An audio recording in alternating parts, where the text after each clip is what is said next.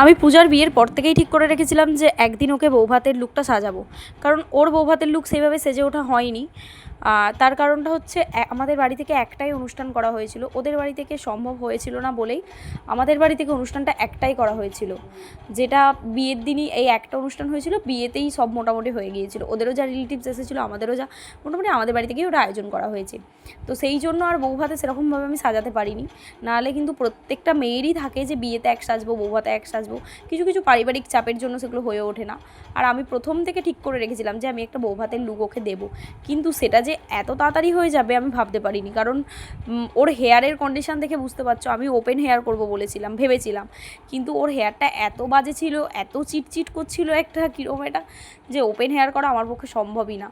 তাই আর আমি open hair করবো বলেই না, আমার কাছে কোনো ফুল টুলেরও কিন্তু ব্যবস্থা ছিল না। ফুল তাহলে আমি আগে থেকে জোগাড় করে রাখতাম, হঠাৎ করে ঠিক করেছি একদম আমি।